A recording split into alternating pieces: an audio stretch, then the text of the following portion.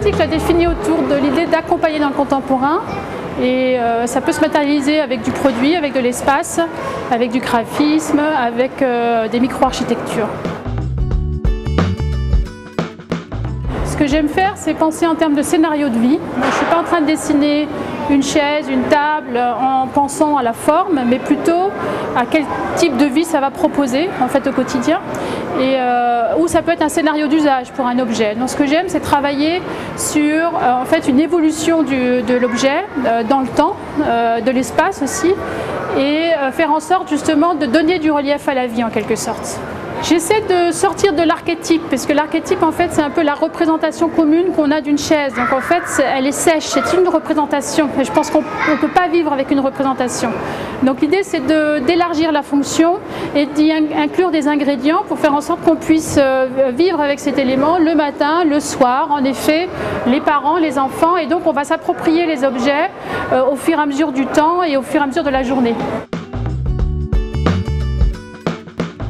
On m'a jamais fait comprendre que je n'étais pas à ma place en étant femme autour d'une table pour faire un projet. Je n'ai jamais senti que je n'étais pas au bon endroit en fait. Donc j'ai peut-être eu de la chance, mais j'ai aussi cette capacité à montrer que je ne suis pas intéressée par les luttes de pouvoir. Donc je désactive dès le départ et je travaille pour le projet, je travaille pour les gens. Donc je pense que ça c'est imparable. Je ne vais pas avoir de modèle à proprement dit, mais je m'intéresse beaucoup en ce moment à quelqu'un comme Jane Addams, qui il y a 200 ans a eu le prix Nobel de la paix et qui avait construit à Chicago, dans la périphérie de Chicago, la Hula House. C'était une maison expérimentale où elle a inventé par exemple un système de crèche, elle a inventé un système un espace d'exposition pour que les parents puissent montrer leur savoir-faire alors qu'ils étaient immigrants. Et donc on retrouve un peu les mêmes problèmes de société qu'on a aujourd'hui.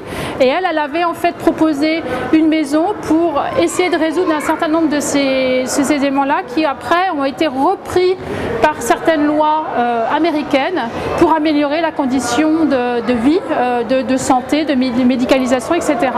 Donc je suis en train de m'imprégner de cette personne. J'ai eu l'honneur, la chance de découvrir cette personne en allant à Chicago, parce que j'essaie de trouver à chaque fois une personne qui a créé quelque chose d'un peu exceptionnel dans la ville.